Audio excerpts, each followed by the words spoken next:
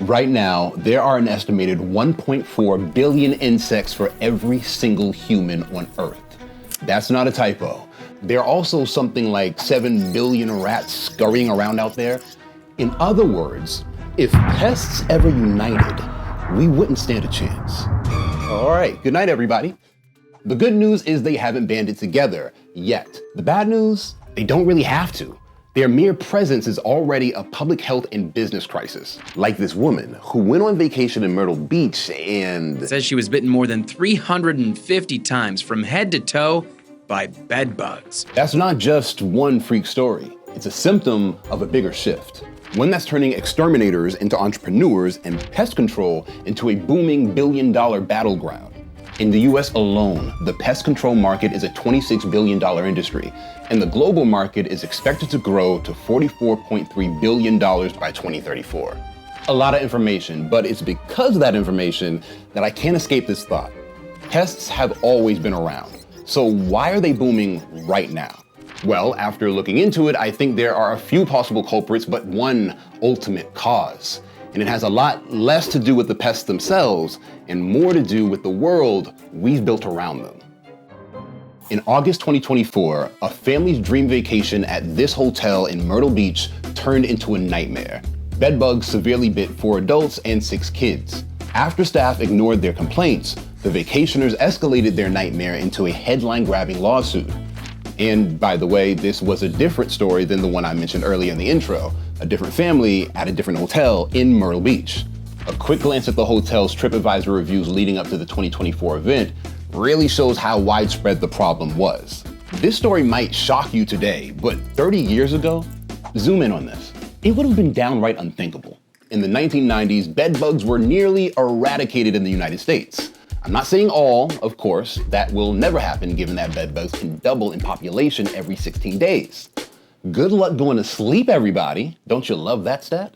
But by 1997, they were at least rare enough that the nation's entomology professors couldn't find live ones as examples for class.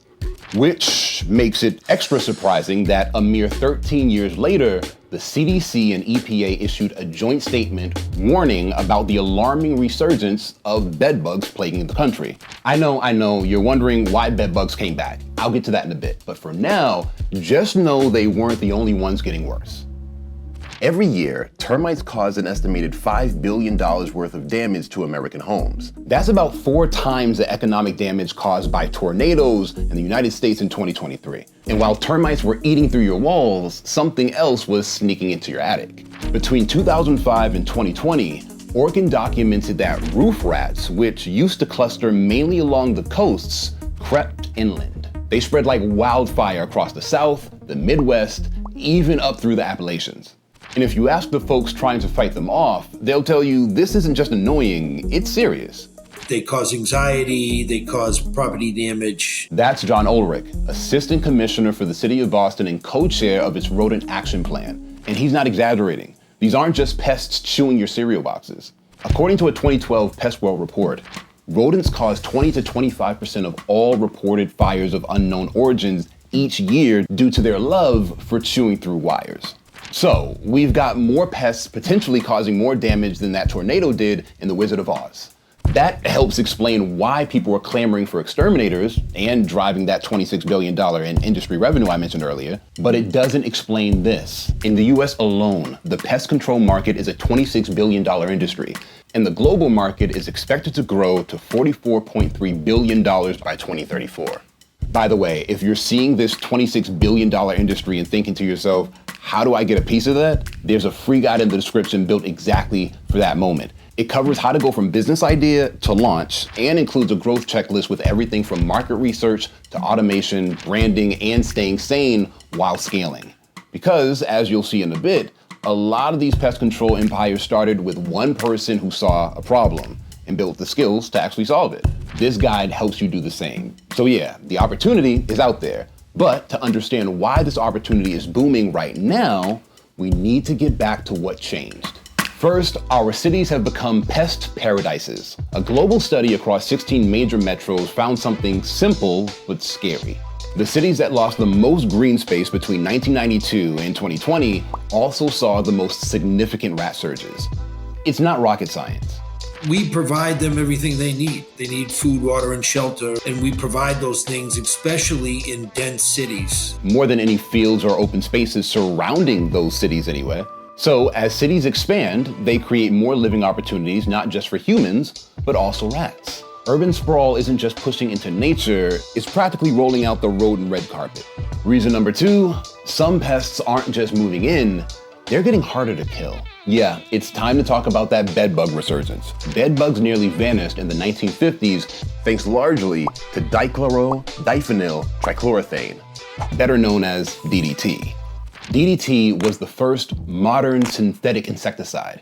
It was meant to protect soldiers abroad and food at home and was heavily marketed as safe for our meat, crops, and even our children. Spoiler, while it was enough to nearly rid us of bedbugs forever, it was also linked to cancer, reproductive issues, and harm to wildlife, leading to its ban in 1972. Which overall is a good thing. But we haven't really found anything as potent or successful at killing bedbugs since. And now, according to a recent study, scientists discovered bedbugs in North America now carry a gene mutation previously only seen in one of nature's most notorious survivors, cockroaches. They've reported the first confirmed A302S RDL gene mutation. For those who didn't take advanced entomology, translation?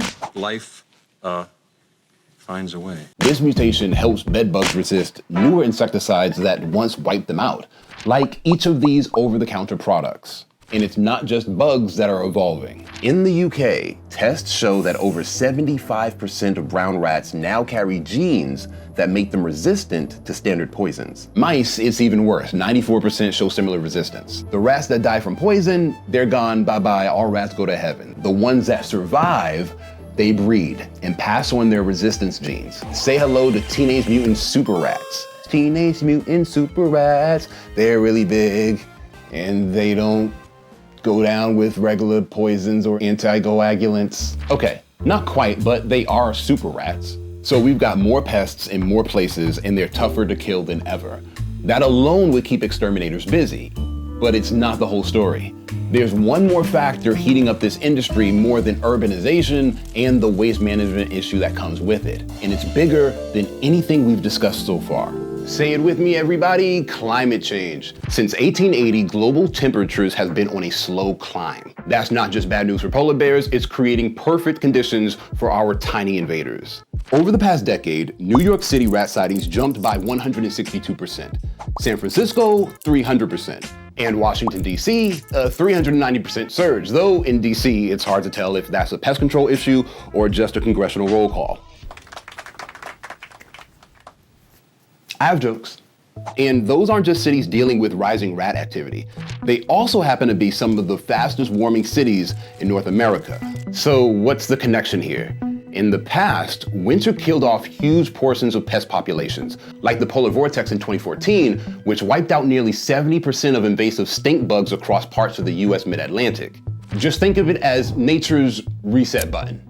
But with warmer winters, pests, including rats, can survive, nay thrive, year-round. Which is extra horrifying when you realize that a single female rat can reproduce so fast that her descendants number 15,000 within a single year.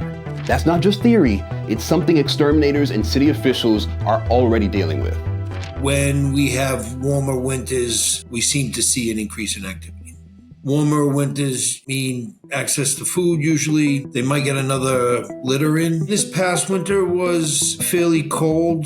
We did have some snow cover on the ground that stuck around for a little while, which is good for us. The 3 winters before that were, I think, 3 of the warmest on record. The science is clear. Climate change is fueling pest booms. Rats are breeding more, and they're not the only ones thriving. Insects. Longer, harder summers mean mosquitoes, ticks, and yes, those bedbugs I was talking about earlier get a few extra months to breed. And global travel helps spread them farther, faster. But of all the pests that are winning right now, termites might be the biggest winners of them all. Warmer weather accelerates how quickly they can break down wood. For every 10-degree increase in temperature, termites can break down wood nearly 7 times faster. That's like going from nibbling a snack to vacuuming a buffet. We are a while from reaching that temperature, but as you can see, we get closer every year.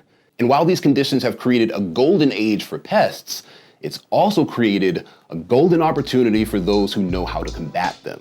Take Fox Pest Control, an extermination company started in 2012 by brothers-in-law Mike Romney and Bryant White. By 2021, they'd expanded to over 30 locations across the country and were pulling in $94 million in revenue a year, according to Market Insider. The growth was so strong that Rollins, parent company of Orkin, acquired them in 2023. And they're not the only success story. There's Mosquito Squad, founded in 2005, whose franchise network generated $117 million in 2023. But unlike our past mistakes with DDT, there's a major transition taking place in modern pest control. Eco-friendly pest control is surging, with biological methods expected to grow from $7.5 billion in 2023 to $15.1 billion by 2028, a 15.2% compound annual growth rate, far outpacing the broader industry. In a 2023 survey, 72% of homeowners preferred eco-friendly pest control, and 65% said they'd pay extra for it. This sentiment isn't new. Case in point, Earthkind. Carrie Warburg Block didn't start in a lab. She started at her kitchen table. One mouse on her leg, one bottle of perfume, and a question: why are we still using poison?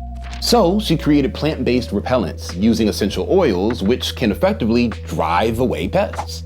And according to peer-reviewed studies, they work, just not for long. Essential oils like clove, rosemary, and peppermint have shown strong repellent effects against mosquitoes and cockroaches in lab tests, but most wear off fast, often within an hour, and need frequent replacement to stay effective. Fast forward to 2016, and Carrie built a powerhouse, over $10 million a year in revenue. And at one point, she said she had a 500% annual growth in the pest control segment. Her products in more than 35,000 stores nationwide. That kind of traction turns heads. In 2017, Sweat Equities Fund invested $10 million to help it scale even faster. This wave of sustainability has pushed exterminators to evolve their business strategies and innovate their products and services to be chemical-free. Since 2015, Active Environmental has built its entire business on eco-friendly solutions. Now, they're in 2,000 cities across 34 states. They joined the EPA's Pesticide Environmental Stewardship Program and even partnered with the UN to fight malaria globally. The result? Multiple appearances on the Inc. 5000 fastest growing companies list and the #1 customer satisfaction rating on Best Company. Turns out, people don't just want dead bugs. They want peace of mind that the solution isn't worse than the problem. So yeah, pests are thriving, but so are the people solving the problem. Because in a world where rats are more prominent, bugs are stronger, and climate change is the ultimate pest repellent remover, the real winners are the folks who figured out how to trap, treat, and turn it into a business. Because as long as there's trash on your street, warmth in your air, and wood in your walls, this isn't a problem that's going anywhere. If you like this story, you'll want to check out our video on why we intentionally don't build tornado-proof homes. Spoiler, it's not because we can't. Remember to click the link in the description and subscribe to The Hustle for more stories just like this.